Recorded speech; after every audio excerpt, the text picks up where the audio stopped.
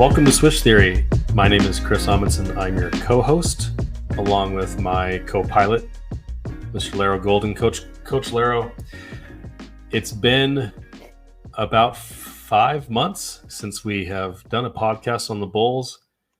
And let's be honest, not a lot has happened in that time that is worthy of conversation, unfortunately. But we're going to catch ourselves up a little bit on what has been happening with the Bulls. The Bulls just completed the first round of the draft tonight and picked up Buzelis. So we'll talk about that. We'll also talk about the Caruso and Josh Giddey trade. We'll talk about the offers that were on the table at the deadline, where the Bulls did nothing for Alex Caruso, as well as Andre Drummond, and potentially DeMar DeRozan and others. And we'll get into the draft because I know you're excited about this draft pick specifically. But first, before all that, I want to see how you're doing. How have you been? I've missed so much talking basketball with you one-on-one like this. Man, everything has been good. I mean, had a little episode that's in terms of car accident, but I mean, everything's all good. I'm good. Car's not, but it'll be back soon.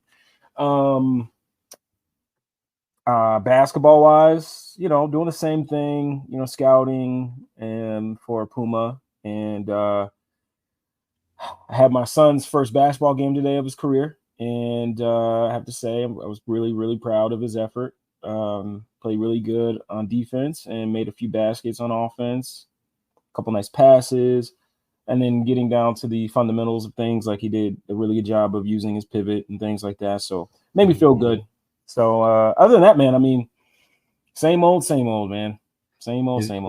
Has your son got that dog in him? He does, surprisingly. Because, this is his first year playing. Didn't want to pressure him into playing. So I would bring him around in some of my trainings, and sure enough, out of nowhere, he's like, "Hey, I want to play basketball." So I'll give you an example, right? So today the way the league he plays in right now, what they do is to help kids know who they're guarding.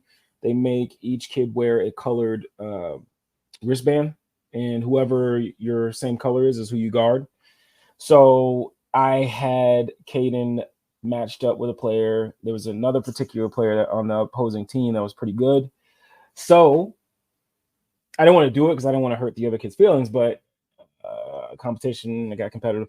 So I told Caden to switch his wristband to guard the kid, and I didn't know how it would go. This is first time being put in a position to have to, step up to the plate and stop a guy from scoring, that whole thing. And he did a really good job. He shut the water off. So I was very proud of his dad. I don't know. He probably be better than me than ever was. So we'll see how it goes. But I was proud of that. That was my first moment of seeing, like, if he'll take on the challenge or back away, and he took it on full force. That's awesome. I'm glad your family's doing well. One of the reasons that we took this long break was because I added another kid to my family in late February, and that has prevented me from doing a lot of sleeping. And as I'm sure you know, with new kids. Yep. And we actually did try to get on a podcast a couple of times, and life events just kept happening to prevent us from doing that. So really happy to be back on the microphone. And I'm really tired still. I'm really tired right now, but things are happening, and I couldn't wait any longer. I know you've been missing it. So yeah, let's get into the Bulls, the Chicago Bulls, who seem to be a source of endless sorrow for us at times, but we soldier on. We're too connected to this team to give up on them yet. But a lot of stuff has happened, and a lot of stuff has not happened. So first of all, we'll talk about basically since mid-January when we last had our podcast. Zach LaVine went out on a season-ending foot surgery, and so did Patrick Williams. That one was pretty unexpected. And the Bulls ended up doing about as well as we could have expected. Crept into the play-in and the 10 spot. Beat the Hawks in the first round, lost to Miami in the second round, very similar to what happened last year. And I think all of us felt it was pretty clear at the time across the league, across Bulls fandom, that this team was not going anywhere. DeMar DeRozan was going to be a free agent. Alex Caruso's value had never been higher. Andre Drummond's value had never been higher. And it was time to take a different direction. Arturas Karnisovas disagreed with that, decided he wanted to keep competing. I'm not sure if he knows what competing is, because what the Bulls have been doing the last few years has not been competition in my eyes. So he decided not to trade anybody, or at least maybe he tried, but he didn't do it. But I did want to talk about two deals that were on the table, that were reported, that I heard about, and the details of those. The first one was for Andre Drummond at the deadline. Now, Andre Drummond is now a unrestricted free agent. He can go anywhere this season. The Bulls don't really have any ties to him. The Sixers were planning and had offered 3 second-round picks for Andre Drummond's services. So that was 3 draft picks that we gave up to chase the 10th seed. The second one was even bigger. This was Alex Caruso. The Warriors offered, and I got to read it because it's so long. They offered Moses Moody, Trace Jackson Davis, Gary Payton II, a top 3 protected 2026 first-round pick, and 2 second-round picks for Alex Caruso, and some filler to make the salaries match. So that was the offer that the Bulls decided not to take at the deadline for Caruso. So I don't know if you have any thoughts on that, but my thoughts are, what are we doing, right? That was my thoughts. But, we knew this was going to happen. We know that Arturas loves to overvalue his own assets, loves to bleed them out until they're not worth anything. We've watched it with Vooch. We watched it with DeRozan. And then we saw what happened with Drummond and then Caruso. So any thoughts on that before I move on to the actual Caruso trade that did happen in the last week? When I first heard those rumors, I just really couldn't believe it. Because I remember we had, our podcast before the season, and I was pretty harsh. I said, look, if the Bulls only go to a play-in again, like AK needs to be fired, because if you're going to put this much, confidence into continuity, and, you really believe it's going to work, and I'm assuming you mean playoff, like top 6 seed type upside. And if you're not going to have that top 6 seed, then what are we doing here? Like, There's no upside to this. There's no, you're kind of putting your young guys that you do have on the roster, you're kind of capping them because you still have guys on the roster that are older, that need the ball in their hands. So what are we doing here? You need to pick a direction. And you said, you know what? We're not going to pick the, tank. We're not going to pick the putting our young guys in on top of the food chain. We're just going to, we're going to keep doing this. We're going to get to the playoffs. Well, that's why I said, like, look, if I was Jerry, AK be gone, and because we need to insert some new energy. We need to insert, some seriousness, right, to our players, to our young guys that just signed, like Kobe that signed, and Io that signed, and a couple other guys. Like, we need to let you guys know that, look, we're trying to be serious. We're trying to build with you guys, right? And so the fact that they still only went to a play-in, and that to me is unacceptable. And then you talk about, right, like Andre Drummond, they could have traded him for 3 seconds, you said? 3 second-round picks. And would they have all been in this year's draft? Do you know? Or one or two? I'm not sure what years they were in. Because I'm looking at the talent that's still there in the second round right now. Let's just say they had one. There are guys that I have on my board that I thought were first-round talents, like Kyle Filipowski. I mean, he's still there. I mean, Johnny Furphy is a guy that I thought maybe should have went back to college, but like I could use a second-round flyer on that guy. Like, he's got great size. He could really shoot it. There's some real upside to that. Like Tyler Smith in the second round is somebody you want to take a flyer on. Like Adam Bona. And I'm just looking at all these guys in the second round that you could have had a chance at, but you wanted to keep an older center that It just makes no sense to me. Like I get very frustrated, and I'm not going to allow that to steer my excitement about what we did do today. So I'm not going to keep going further. But man, like you, when I heard these rumors, I just couldn't believe it. I mean, for a 10th seed, guys, what are we doing? Yeah. Oh. I think a lot of fans are really hesitant to go back to what we did after Jimmy Butler. And I want to clarify something about quote unquote tanking or rebuilding. To me, rebuilding is not about being bad on purpose. It's not about getting necessarily the highest draft pick. It's about changing your system of evaluating talent and acquiring talent. And to me, that means that you recognize the value of your players versus the value on the market. So the value of them on your team versus the value of them on the market. And if that value is exceeded, then you need to, for example, Mikal Bridges just changed teams. And the Nets have been trying to, they've been saying for the last year or so that, no, they're not going to trade him.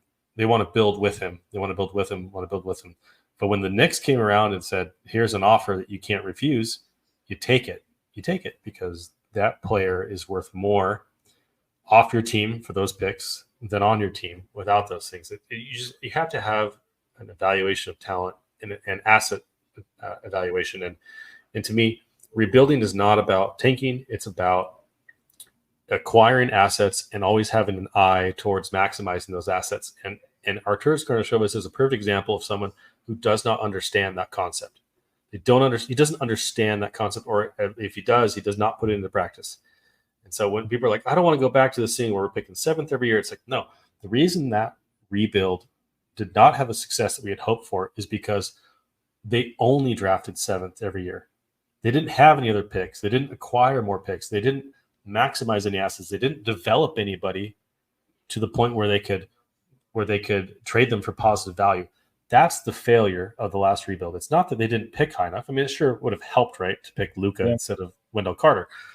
But it's not really the issue. The issue was they didn't do anything to improve their own assets or acquire more assets. They picked, every team gets 2 draft picks a year automatically. And the Bulls picked less than 2 times per year throughout the entire rebuild, which is unacceptable, which is why I think a major reason why Gar and Pax were out the door.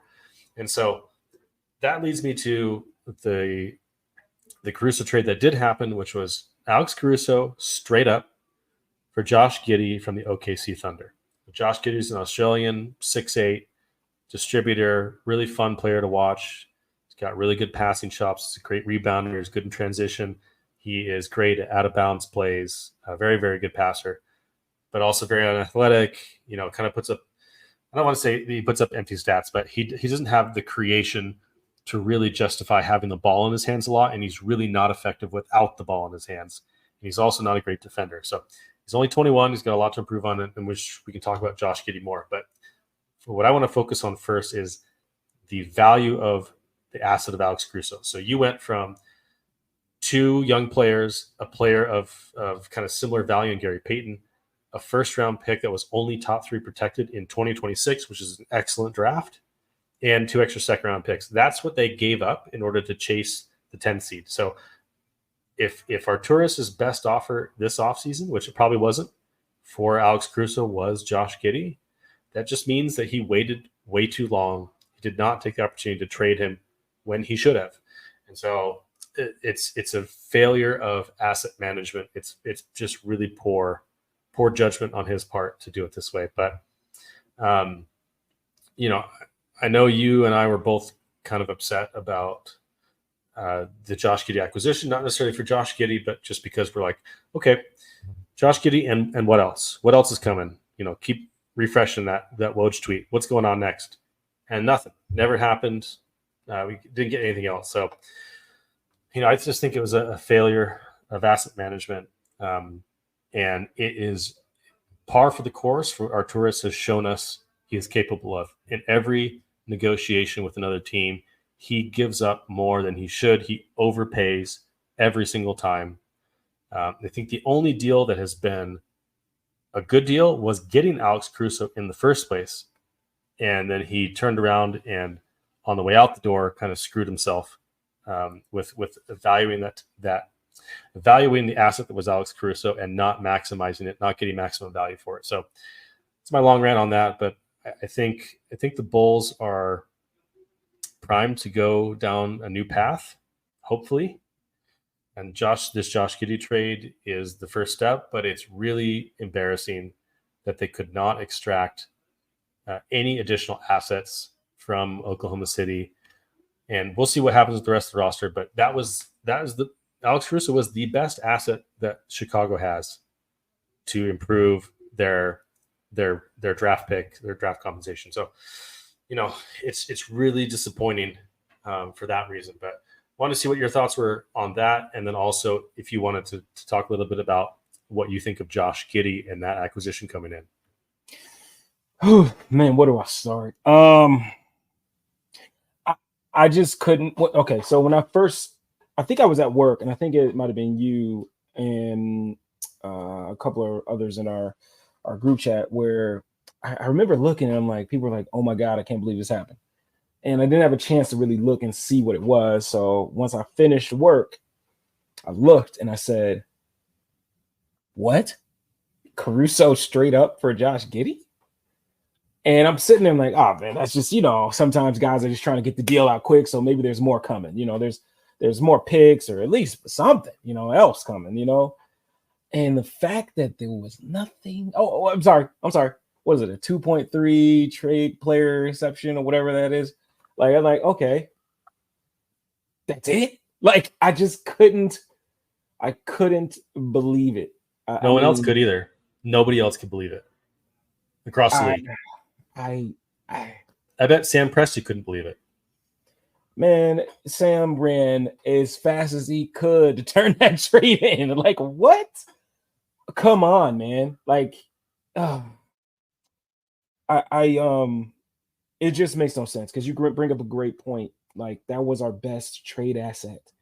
Best, right? DeMar DeRozan, still really good, but he's really old, right? And people, like, man, I love him, but he's old, right? Zach LaVine, people may love him too, but it's like, dude, you know how it is. Like, people are like, oh, he just has another surgery, right? With Alex Caruso, it's like, okay, all defense level guy, like, he may be hurt, but he plays through injury a ton and continues to keep his production up even through injury. So yeah, he may be injured, but when he's on that floor, injured or not, he gives you exactly what you need. And it's like, you mean to tell me you turn that guy, who was also a very, very big part to the Lakers championship that everybody calls the Mickey Mouse championship, and you're telling me you didn't think he was worth more than Josh Giddey? You're talking about a guy when he was on the floor. There were times where it was literally him and maybe another good defense player like Patrick Williams, and then the rest of the guys were just like, I don't know, right? He's one of the guys. If you could say, well, Patrick got better. I'm not going to discount Patrick's ability on the defensive end, but for the most part, when Alex Caruso was on that floor defensively, like, he was the reason a lot why good things happened on that end. You can't just allow something like you can't allow Alex Caruso, the player. You can't allow that player to just go away for. I get it. Josh Giddey's young. He's 21. Like, I get it. He's young, but it's like, you got to get something else back, like a second round or something, and it to me, it's malpractice. I understand Josh Giddey's young. I do. I understand there's some things that he does well. I get it. But like, you got to get something else. You traded Alex Caruso for someone that they couldn't even keep on the floor in the playoffs. Like, Alex Caruso is going to be useful in any setting you put him in. Playoffs, he's going to be able to be on that floor. He can guard 1 through 4, depending on who that 4 is. He can bring the ball up. He can do some other things with the ball in his hands. He's willing to shoot the 3. Like, like, there's so many things Alex Caruso does so well, and you're telling me all you could get was a Josh Giddey. Like, Well, the good news, Larro, is that he won't have to worry about being played off the floor in the playoffs, because I don't think we're going to make the playoffs for a little while. But I agree with you. Like, I don't mind the upside play on Josh Giddey. Like, he's a very talented player. He's got room to grow.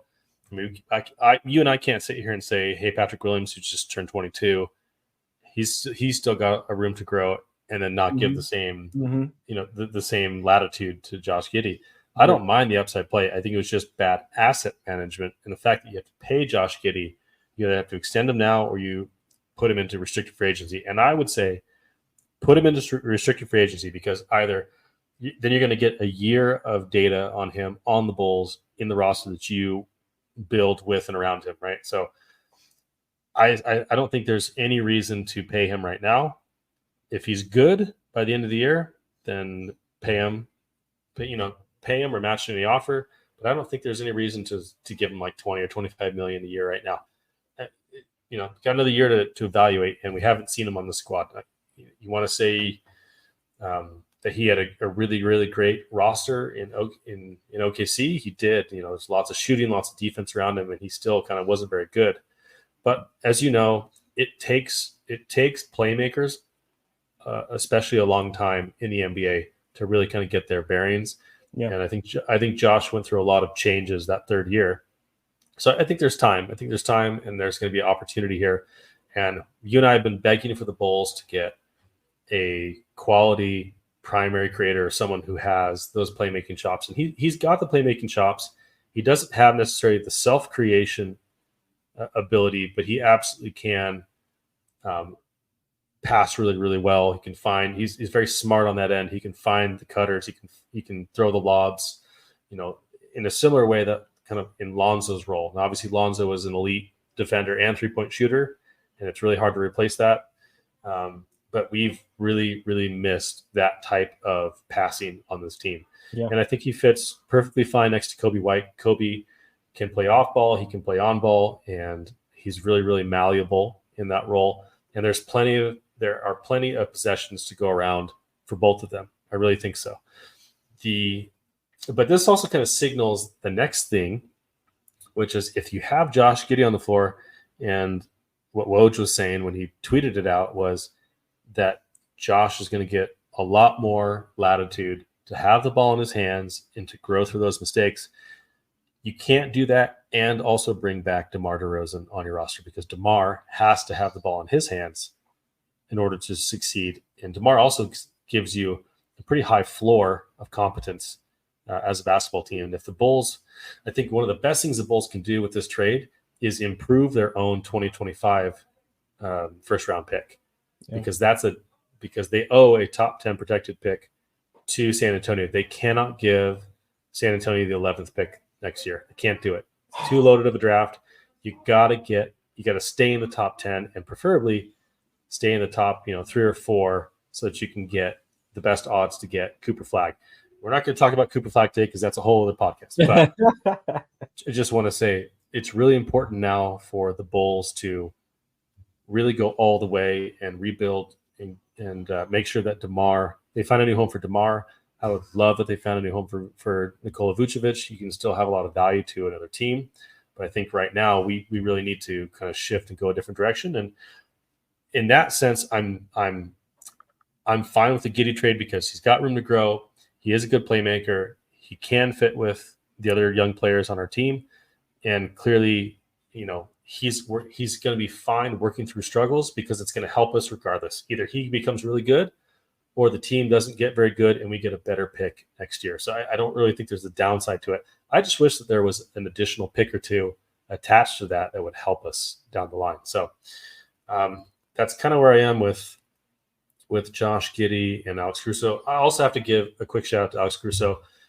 Larro, that I was extremely high on him. I really wanted the Bulls to sign him. I begged the Bulls to sign him, and they did. Somehow the Lakers screwed up. The Bulls ended up getting him, and I just want to say to Alex Caruso, thank you for a wonderful, wonderful 3 years.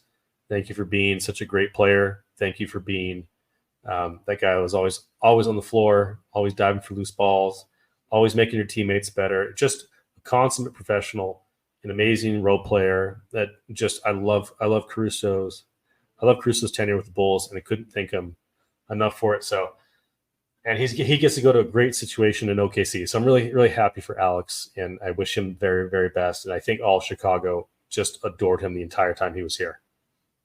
Yeah, it's going to be funny because, I mean, and what I mean by that is like, reading some of the messages or Twitter, replies from both sides, the Bulls fans and the Thunder fans. I think there are Bulls fans that didn't really appreciate the type of impact he had on the floor for us. And I think there are Thunder fans that don't understand why, because I think there were Thunder fans that still had belief in Josh Giddey. And they don't see why that should have been a 1-for-1. Some of them felt like Bull should have given some more to get Giddey. But I think both sides are going to see like what he really does especially for a team that's already kind of tailor-made for a championship run. They just need to add a few more pieces. And you add in a guy like Alex Caruso, I mean, it's only going to get better. And so I think people from both sides are going to really learn to appreciate who he is as a player. So I can't wait for that because, he's one of those players, like a lot of times, I don't want to sound weird or not, but a lot of times when players are traded away, except for like Jimmy and, maybe a couple other guys, but obviously Derek, but guys that are traded away outside of those couple guys, like I'm just like, whatever, but Alex Caruso getting traded away, I'm going to always keep up with him because I did respect and appreciate what he did for the Bulls. And now I can't wait to see, how see the things that he did well for us implemented to what a good team implemented into a great team OKC is, and just to see what type of success, how much success that team has with him on the floor, because he is just a great player. Like I said, man, I just think people didn't appreciate him as well as I thought they did. Yeah, no, shout out to Alex Caruso. Just an amazing Bull, an amazing career with the Bulls. And he's going to go on to do great things, and he deservedly left the Bulls to a better situation. So, all right, now we get to the fun part of our podcast, which is the draft. So tonight, the Bulls drafted Matas Buzelis. He is Lithuanian, grew up in Chicagoland area. I know you've known about him for a while. He played with the G League Ignite team this last year, and he's 6'9" forward. He's got a lot of tools. He's got a lot of swagger. He's got that dog in him. He's got a lot of things. I wanted to give you the floor on this because you actually had, I know this draft, it was one where you basically had like 20 players that were all in your typical like 8 to 15 range, and you didn't have any players that were like your typical top 3, top 5 picks in the draft. And so there was a lot of value. Actually, the Bulls were in a really good spot at pick number 11 to just wait and see what the teams ahead of them did. And, we thought Matas Buzelis was going to be gone. A lot of them had him mocked to the Pistons at 5 as like the absolute highest he would go, or being the absolute, the latest that he would go in the draft. And he fell all the way to 11. The Bulls drafted him by a Lithuanian executive who left Chicago. So it made a lot of sense, and a lot of people were joking about that, but no one ever thought that Matas would fall that far. But you did a lot of draft work this year for Swish Theory and just on your own.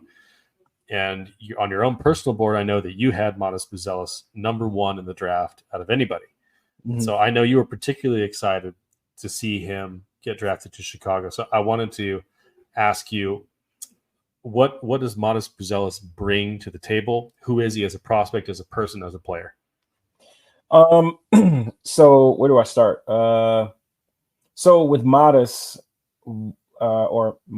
sorry. I think the first place I want to start with him is the mentality. I think as you start to keep track of all the guys that were successful, that are still successful in the league, I think you start to see there's a similarity in the mentality a lot of these guys have, the way they carry themselves.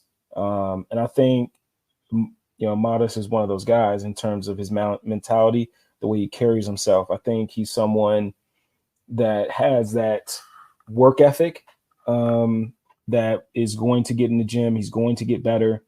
He's one of those guys you're gonna have to kick out of the gym. You're not gonna have to, call a cell phone and find out where he is. Like, you're gonna be able to assume that he's in the gym because most of the time he's going to be in the gym getting work done. Onto the skill stuff. Like, I think when you talk about skill, right? I think someone like him that's 6'8.5" without shoes, close to 6'10" with shoes on. I think you're talking about a guy that can play. He brings some versatility. He can be your DHO operator. He can grab it off the glass and he can push it in transition.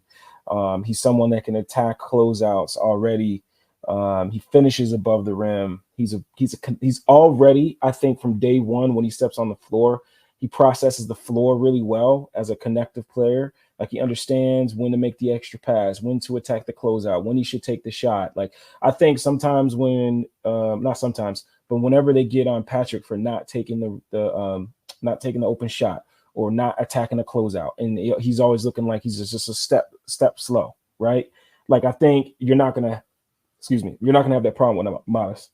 He's going to take the shot. He's going to attack the closeout. He's going to make the extra pass. You can put him at the elbow, and he can be an adequate hub. He cuts really well off the ball. Like, this is a guy on offense that has a great feel off the ball. And I'll get to what the improvements he needs to make in a second. But defensively, right? Like, I think right now he can still get better on the ball. Like, I think he does a good job of just understanding his length, understanding how long of a defender he is. And off ball, once again, that's where he shines. Just like on offense, is like he understands. Again, I'm going to use the example of Patrick Williams because I think that's fresh for everybody that understands his weaknesses and understands where he needs to get better. With Modest, like, I know sometimes in the pick and roll where, Vooch is up high up to touch and they ended up getting lobs and you look over. Patrick actually is a lot better at this now, but let's talk about like earlier, in his career. Like, sometimes you'll see Patrick hugging a guy in the weak side corner when there's a lob being thrown and Vooch is up, when Patrick should have been that guy over to help on that lob, right? You're not going to have that problem with Modest day one. Modest day one understands where he needs to be when he's off the ball. If you watch him in his film, he's always moving his head, looking and seeing where everybody is on the floor, court mapping. So he knows what his next move needs to be, what next move needs to be made in order to keep the floor balanced, to be in the right spots, to get in passing lanes, to get deflections. He's a pretty good defensive rebounder. So like, what I love about Modest right now is he understands how to process the floor, and also on both sides of the floor, and also in the G League, right? Like, AK alluded to it. It's like he played against older guys. He played against grown men. And I think for a lot of prospects, when they get to college, when they're dominating in college, like they're faster than most of these guys. They're playing against guys that are going to be accountants when they're done, or doctors or surgeons when they're done, right? Like, with these guys, when the positive for Modest is like he went against grown men that are actually trying to do this, play basketball for their career, that are fighting for their careers, right? So like he's not going to be surprised by like, whoa, wow, that move didn't work. I used to beat guys off that move all the time in college. Why is this not working right now, right? Like, he got that wake up call already. Like, okay, I need to get strong. I'm not going to be able to do the same things I did in high school with these guys. Like, I have to add to my bag. I have to add some versatility. I have to add counters. And so like all those things are positives to me. Like, you're talking about a kid that has so much skill, has so much upside, that already had a little bit of taste of a long, all the traveling you have to do in a season, working with some strength training guys, working against grown men in practice and playing against grown men in games. And now you're telling me he's going to move up to an NBA floor. He's going to learn from, on the defensive side, he's going to learn from somebody in Billy who always does a great job with the defensive side of things, right? And they just made a great signing on the coaching staff in Wes Unseld. And you're telling me, right, what he did with Kristaps Porzingis. And I know they're two different players, but what I mean by this is like he took a player like Kristaps Porzingis, put him in different situations to his strengths, and he found, or I should say, he figured out like, oh, all I got to do is catch on a block and turn around and shoot over guys. Oh, okay, I can do that. Like I was doing too much before. Like all I got to do is get my post position, turn around, blah blah blah. Right. With Modest, I think a guy like Wes is going to have that thinking out of the box. Like he's going to, hey, why don't we try Modest here? Why don't we try Modest there? Let's try him in this lineup. Let's try him in that line. I think Wes is a great signing. And in terms of the things Modest has to get better at, okay, like I know everybody saw the shooting percentage, right? 26% on like 115 attempts, right? And I think if you're just looking at the numbers, right? If you're just looking at the numbers, not watching any film, you're like, okay, bad shooter. Like, don't need to see him, bad shooter. But if you go and watch him, if you were to go watch him shoot and then look at the numbers, I think you would understand. The shooting for me, I think, is not as bad as the numbers say. I think he has a great base. He has a really good follow through. I think the things with his shot is he needs to add strength. He has to add strength. One of our good friends, Evan Daucha, also we talked about it, like, going from shooting in high school 3 to NBA 3, that's just something that you learn, like, okay, I need to get stronger. My lower body has to get stronger. And that's the biggest thing for me, even with the handle, right? He needs to get stronger. There's no doubt about that. He needs to get into the gym, really get stronger. And I know he's already went from 190 pounds, what he was playing with, the playing weight he had last season. Now he's up to 205. So again, to me, that says a lot about the work ethic, says a lot about him understanding the things he has to get better at. And I'm telling you, the ball handling is going to get better with strength, right? There's a lot of clips. There's a lot of plays in last season where you saw him being able to shift and get to his spots, being able to get by a defender, right? But the problem is sometimes when a defender may be beat, he's able to regain leverage, meaning the defender, because Modest wasn't strong enough to keep it. He wasn't strong enough to hold off guys. So he needs to get his core stronger. And I think that will help him when he gets to his spots, being able to rise up, being able to hold leverage and hold advantages to get to the cup. And once he gets to the cup, the guy is super explosive. He's able to finish above the rim. He shows different types of versatility in finishing with either hand. He's a good lob thrower. He makes the skip passes. He's not like some savant passer like Luka, but when you add in all the skills that Modest has, you're talking about, and this is why he's my number one player on my board, is you're talking about a player that could be a all-star. You're talking about a player that you're happy that you got at 11th. So that's where I'm at with him. Again, I'm just super high on Modest. So that's where I'm at, man. I don't want to keep going. I could keep going, but I don't want to keep going. So that's where I'm at with him. I was going to let you cook. So a couple of things. Obviously, I haven't studied him. I'm not the draft expert that you are. But a couple of things I noticed was with the mentality, he's also a trash talker. He's also like, he's even was talking trash to Ricochet in the wanting to get do the same, have the workouts at the same time so you can like kind of show him up. Like he's got that fire in him. Yep. That you really want, and that's a lot of the top players in the league have that fire, that self-belief that they're the best player on the floor when they step on the court. And he was saying, hey, if my shooting numbers this season matched what I was doing before this Ignite season, I would have gone number one, no question. And you might be right about that. Like the shooting is an issue for sure, but as you said, it seems like more of an energy transfer and strength issue rather than if you look at his form. I've watched him shoot these jumpers. He's got his feet, his timing, the bend in the legs, like the dip, the fall through. It all looks really good. It all looks really fluid. It doesn't look like when you watch him shoot, you don't think he's shooting at I think the numbers are 27% this last year. right? Does not look like he shoots 27%. He looks like a good shooter. So I think it'll come around. I'm not too worried about it. And the reason I'm not is because of that next thing, which is his work ethic and his motor. He's got a high motor. He's got a lot of work ethic. He's, as you said, he's gained weight. He's gained strength. He's playing against men. He knows what he's up against, and he's confident in himself, and he's driven. So that's a really, really good thing to have. As you know, I love players. Oh, sorry. Yeah, go for it. No, I don't mean to cut you off, but I think some people forget as well, like coming when he was at Sunrise Christian, he was considered the top prospect in the country. You know, I remember him. I remember Ricky O'Donnell talking about him a year or two ago. And for me, that just never wavered. They never wavered to me because the skills were always there.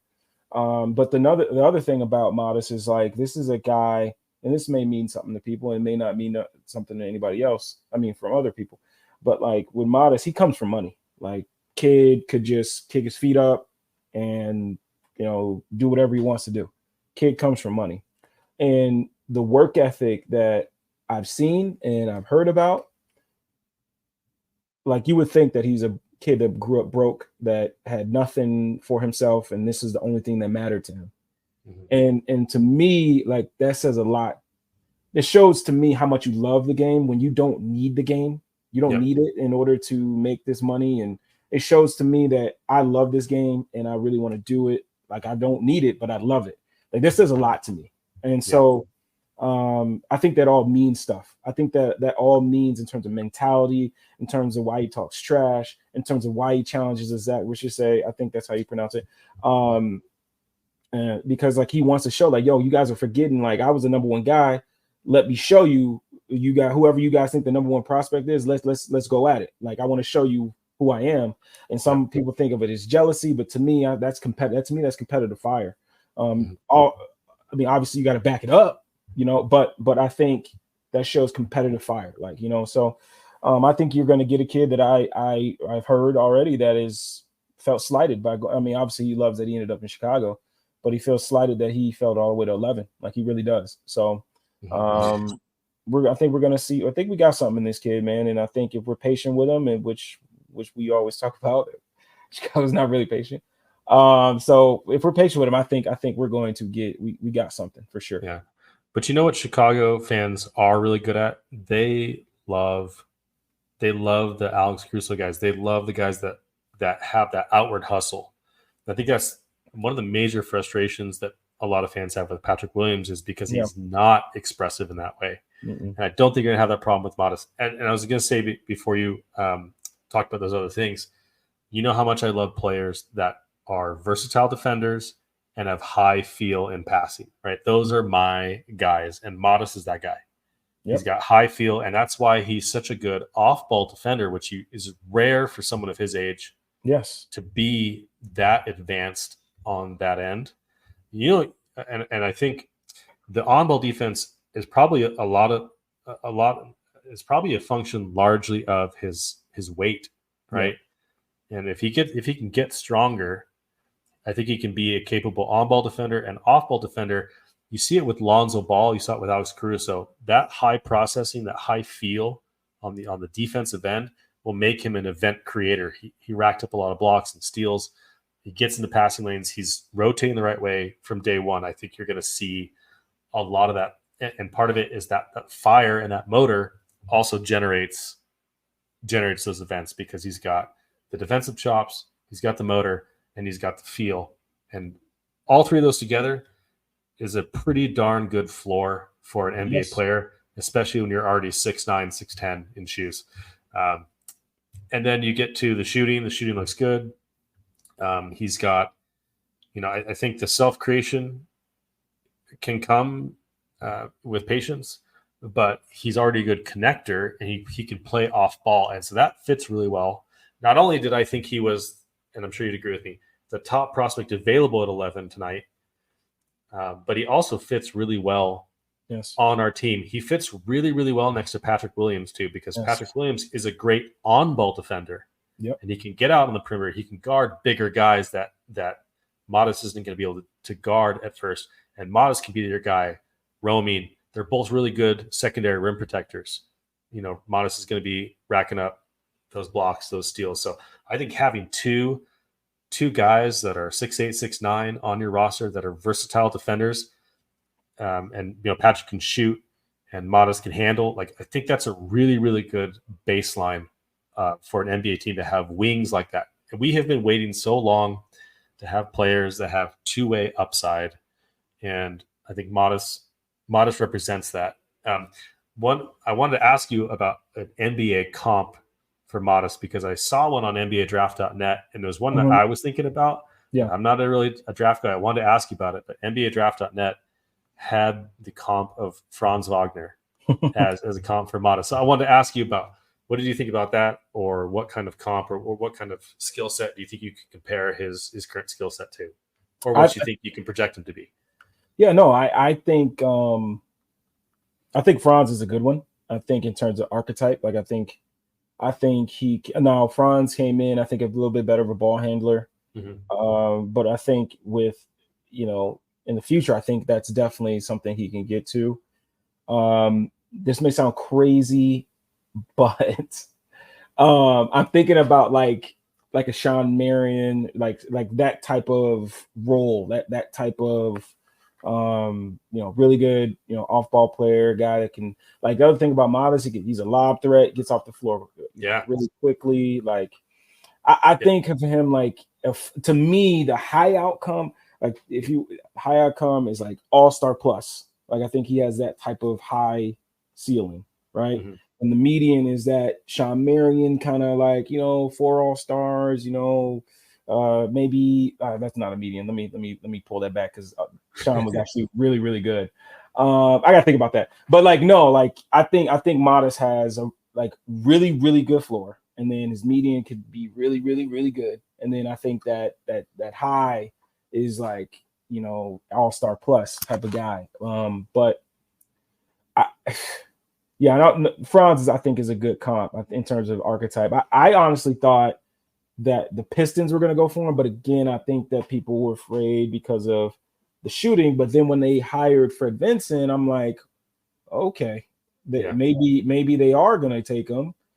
But they ended up going with Ron, which is still, with Vincent being there, it still makes sense, because Ron needs to work on his shooting as well. Yeah.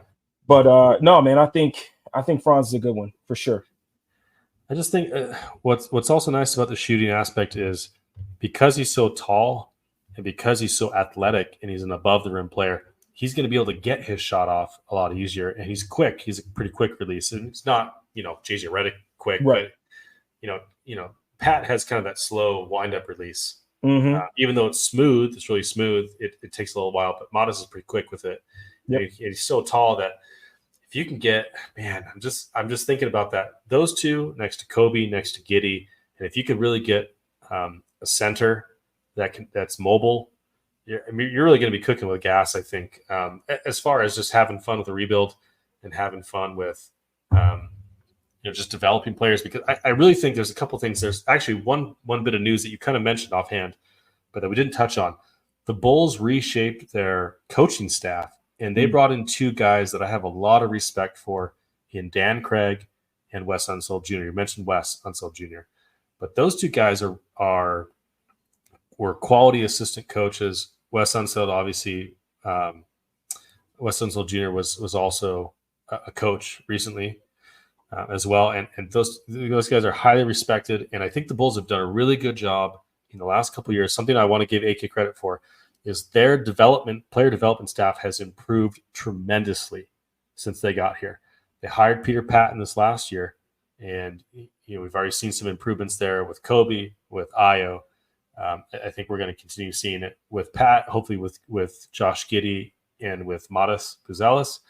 So they have those guys in place. They're upgrading their staff. They're trying to modernize things a little bit more, which is something that Paxson just kind of ignored completely. And that was one of the reasons that the rebuild went so poorly. So I think if you can get, if AK can get some additional draft picks, some more bites of the apple, and they can continue to develop these players with good coaches, because Billy Donovan's a great development coach with these other two guys, and they got great development staff and shooting coach. I think you're going to be putting yourself in a position where you're going to be improving your assets over time. You're improving those players internally to not only raise, because what you want to do, and what they screwed up last time, is they said, screw Lowry, screw Wendell, you guys get out of here. Let's bring in some veterans and let's just like jump to the middle.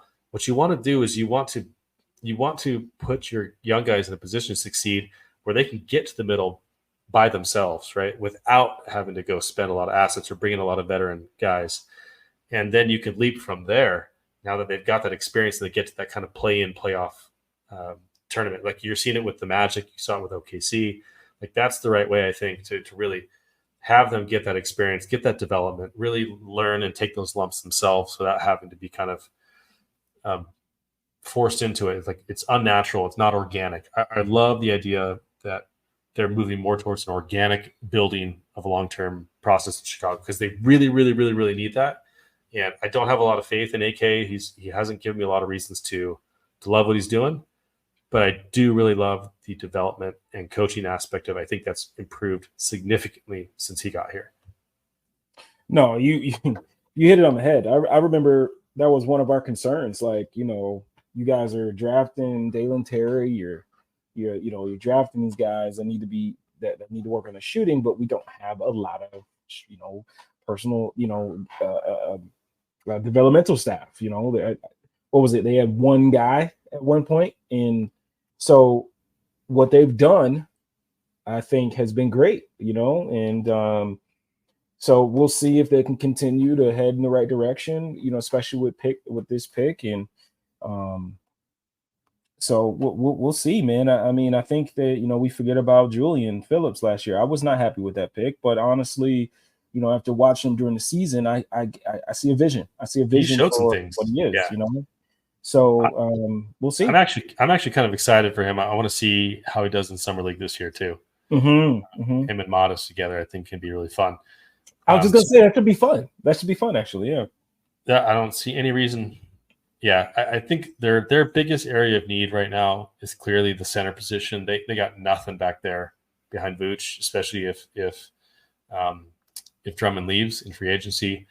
But I think at point guard you got Giddey, and if you can get Lonzo back to any sort of facsimile of what he was before, he's a really, really fun asset. Especially if you're bringing him off the bench, or if you're swapping out Josh Giddey for him, you've got that high level passing on the floor at all times.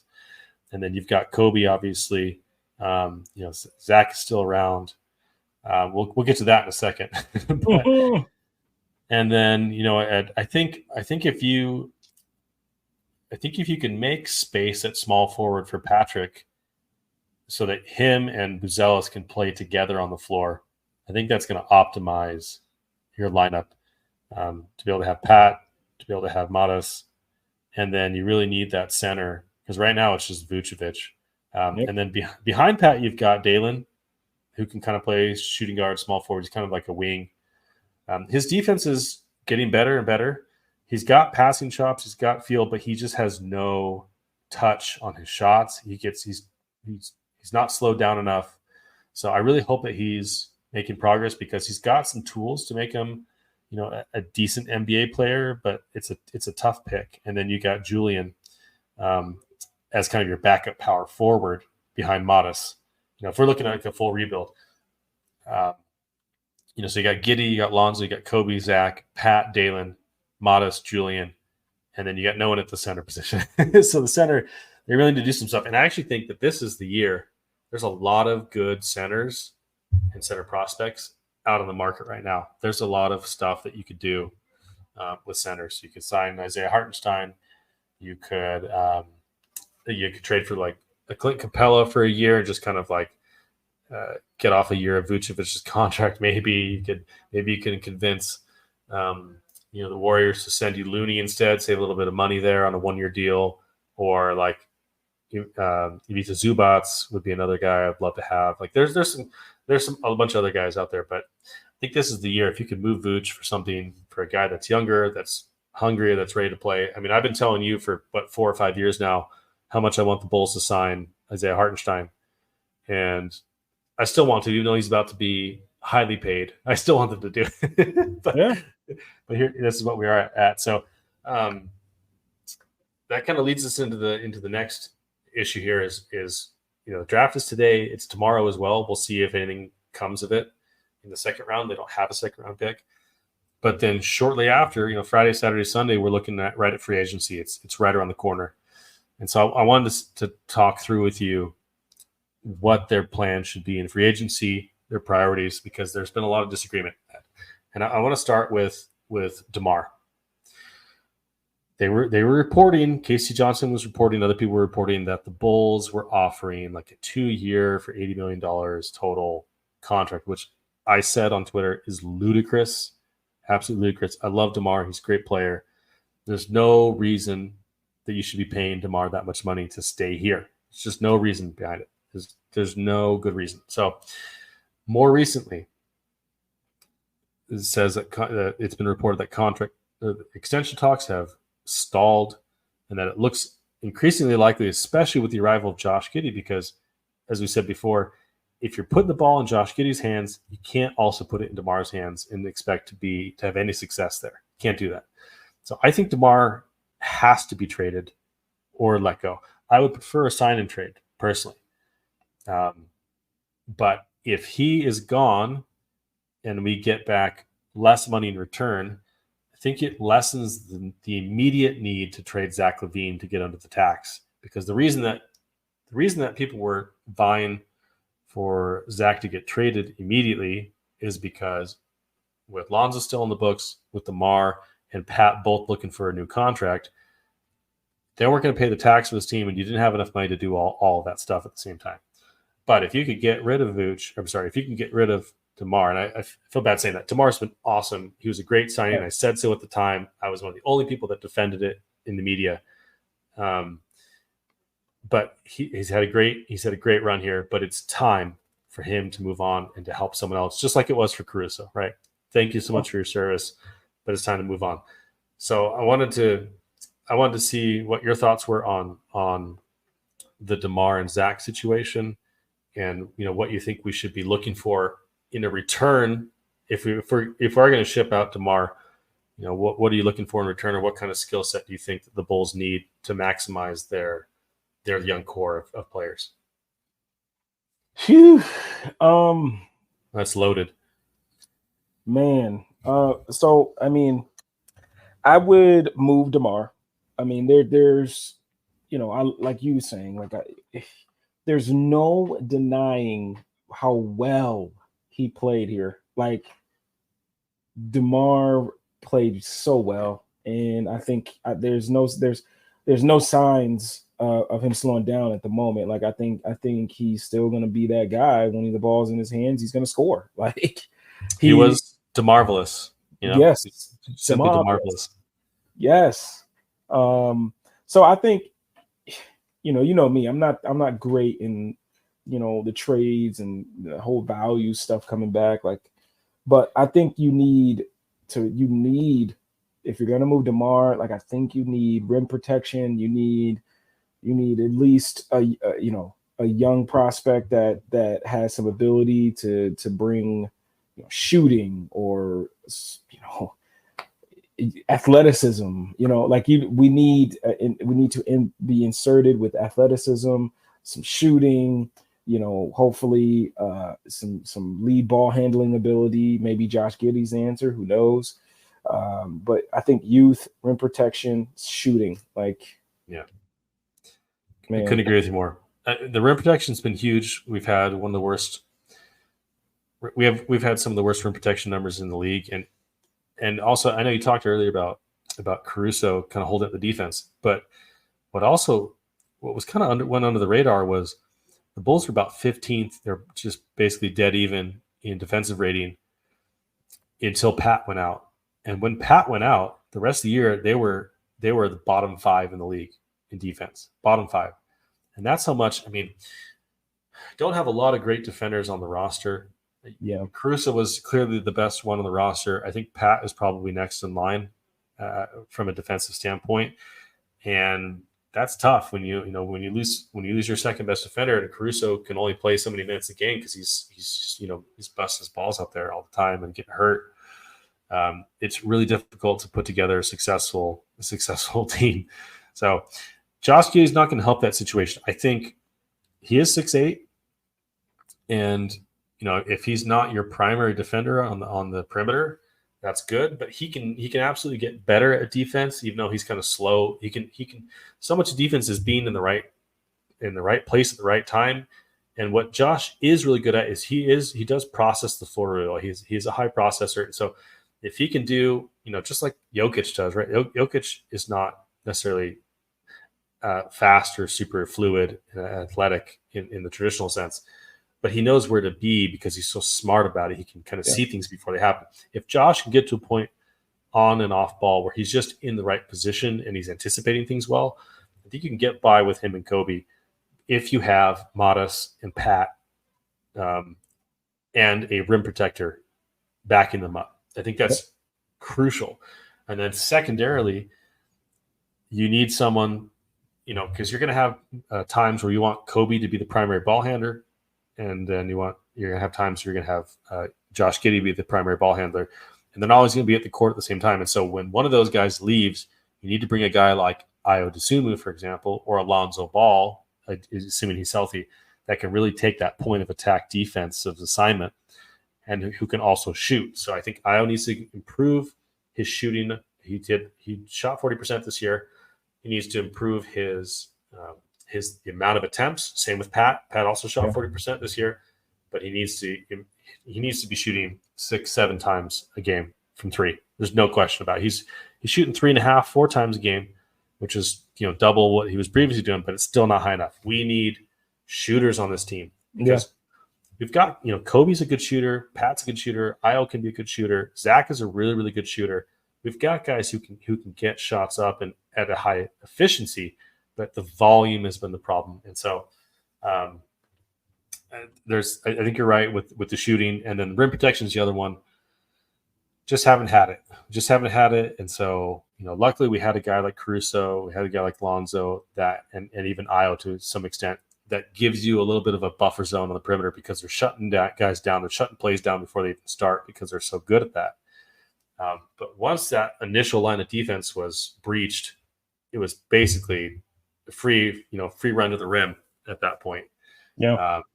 It would also really be nice if our rim protection specialist center was a vertical threat,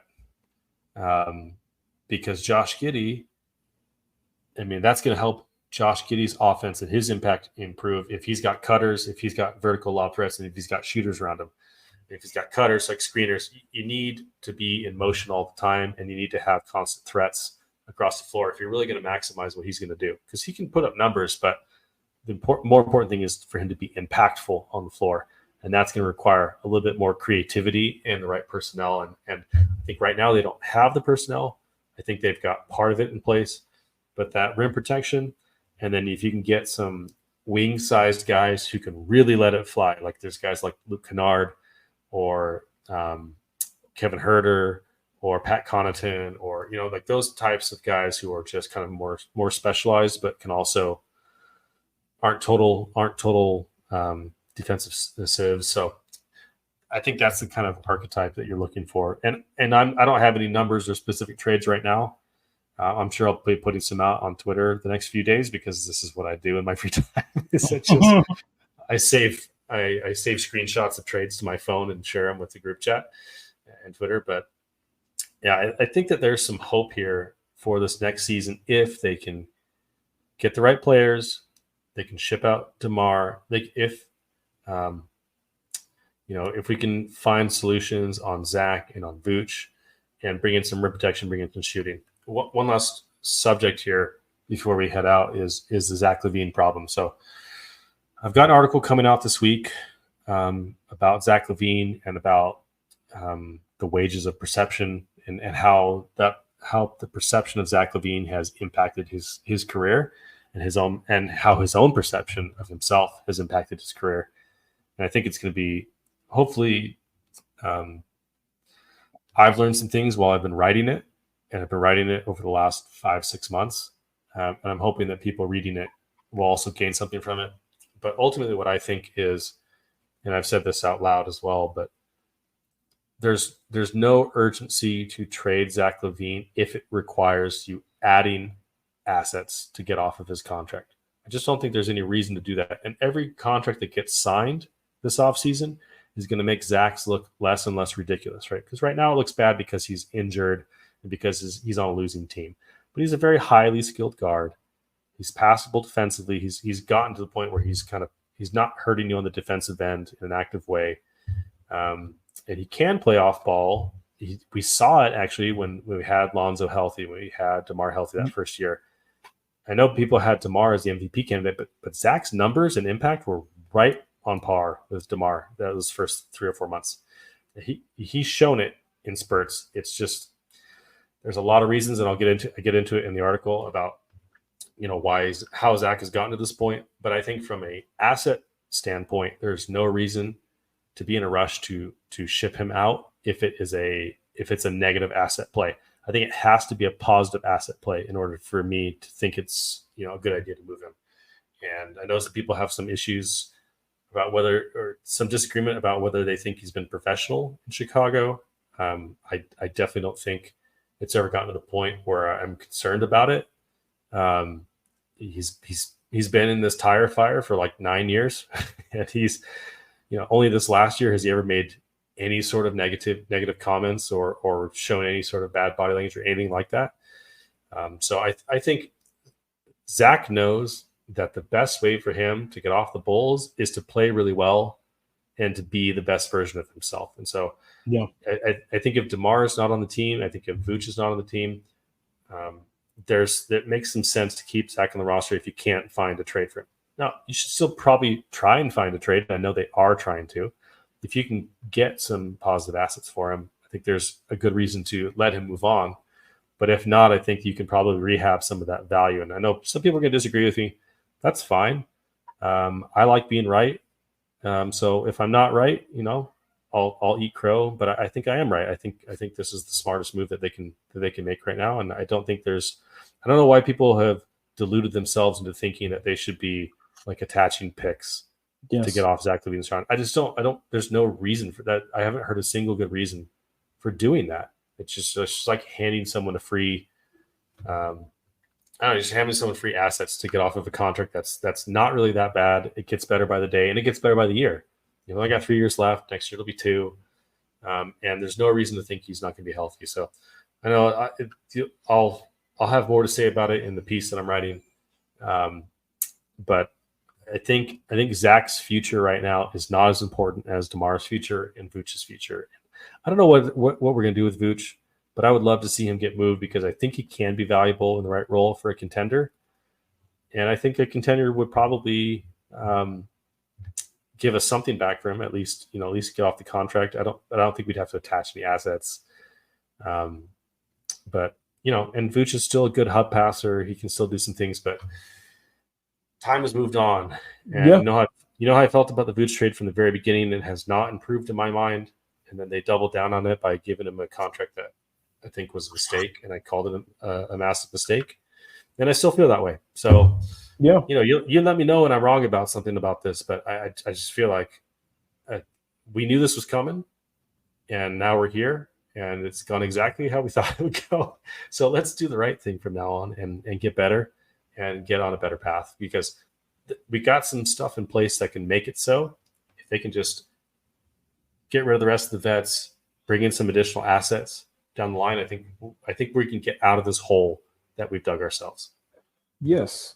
Here's the thing. Like, I understand that Zach kind of left a sour taste in a lot of people's mouths, and because of how things are being done off the court with the him and Rich Paul wearing the clutch hoodies, and I don't understand that. Like, why are people mad about that? He's wearing his agency at like a random game that he's just decided to attend in his free time. Why? Yeah, what's that about? It's crazy. But I think sometimes we can kind of forget that these dudes are humans as well. And who's to say that Zach just was like done with this whole situation? Like, in terms of, we know this doesn't work, so why are we doing it again? You know what I mean? Like, who are we to say that he wasn't feeling that way? Like, I think I'm sure a lot of players are feeling that way. because it's obvious to all of them. It's obvious to all of us. We're all frustrated about it. And I'm not like you. I'm not too fast to move off of Zach, because I think I think he does. I mean, he shoots the heck out of the ball. I think when he's healthy, he's still a really good player. Mm-hmm. So he's still kind of young, right? So it's not like he shouldn't be the immediate want to move off the guy unless it's something good, that you're getting back for him. Like you said, we're right along the same lines, man. Like, it's got to be Vooch, it's got to be DeMar. Like, you got to move those two. Like, you have to open up room for younger guys to come in, and let's see where that goes. I mean, I love Vooch, right? Like, I'm a big Vooch guy, but at the same time, like, it's time. You could tell, man, it's time. It's time. It's kind of funny that people talk about, like, the idea that Zach had poor effort to start the season. It's like, did you watch the rest of the team? Like, the entire team sucked for the first month and a half. They got out to a 5-14 start. Like, Vooch, if you want to talk about, mailing it in, Vooch mailed in the entire season. And I don't know. I'm just talking about production. I don't know his mentality, right? I hate when we try and, like, project our thoughts of their mentality. Like, oh, he clearly doesn't care. You don't know that. No one knows that except the guy that's doing it. So you can only talk about production. It's like, yeah, Zach's production was poor, and so was almost everyone else. It's like, you remember Patrick Williams couldn't hit the side of a barn for, like, the first month and a half, and everyone wanted to, have him traded. And then he immediately bounced back and shot like 50% through the entire month of December, which is what we said was going to happen because, he's a good shooter, even if it's not high volume. I mean, like, it's going to even out.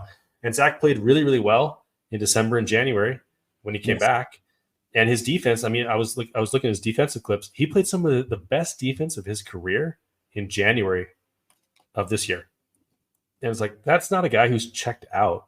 Like, he's going to be, like, I just don't see a reason. Like, it's not going to be a circus. Like, it's not going to get worse than it was this year, in my opinion. And it's like, it wasn't bad. It was just like, oh yeah, he's also open to a trade. Yeah.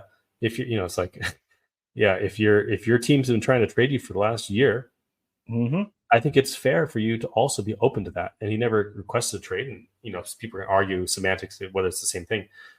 But it's like, yeah, of course he's going to be open to a trade. If he's not wanted, why would he want to stay there? Like, that's human nature, as you said. It's just human nature. So there's nothing concerning to me about Zach's behavior. It's like, yeah, he didn't like his role. Of course he didn't like his role. His role sucked. Yeah. The team wasn't going anywhere, and he's like, I'm being wasted on this team. Yeah, you are being wasted on this team. You've been wasted on this team for a lot of years. So it's like, he's not wrong about anything. The only thing you could potentially say that he's wrong about is that, he may think he's a better player than he really is, which is like, yeah, that's true for a lot of NBA players. Yes. A lot of them have that mentality. Yep. Like, that's pretty normal. It's pretty par for the course. That's what got them to that level. Right. So I don't mind all that. Like, I don't see that as a problem, but some people are, like, clutching their pearls about, oh, can you believe how unprofessional Zach was last season? He wasn't unprofessional. He's just normal and frustrated about his situation, as any of us would have been.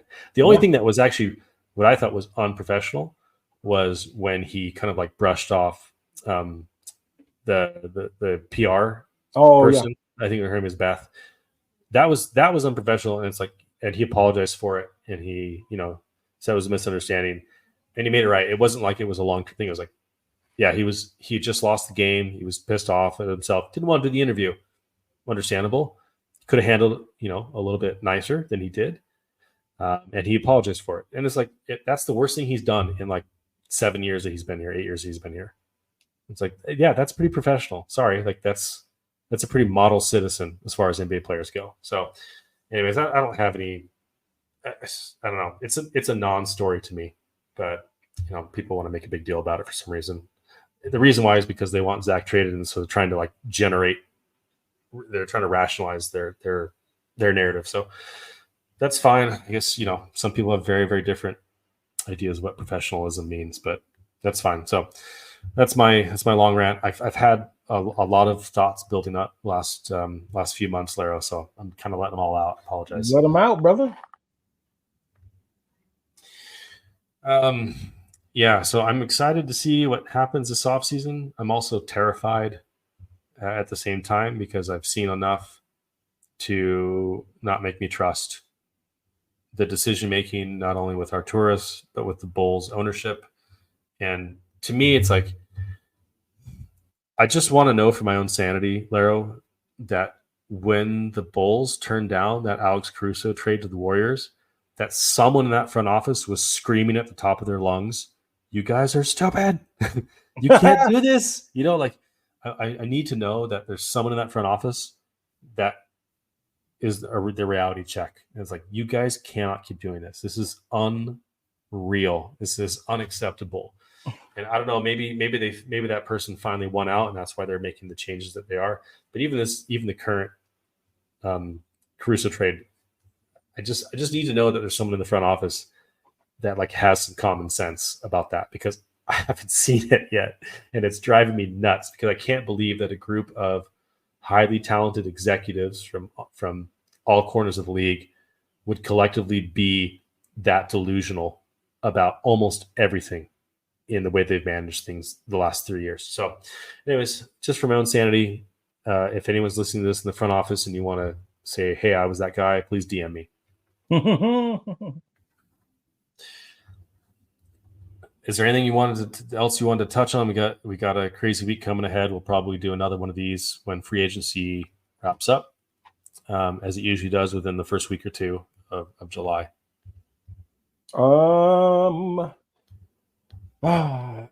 Did you? How did you feel about you watched the press conference after the draft? I didn't get to watch it. I just saw kind of some clips of it. Well, maybe we could talk about it later. But the way he talked about Pat's foot injury. Oh yeah, it was kind of. I'm like, huh? It did not give me a lot of confidence.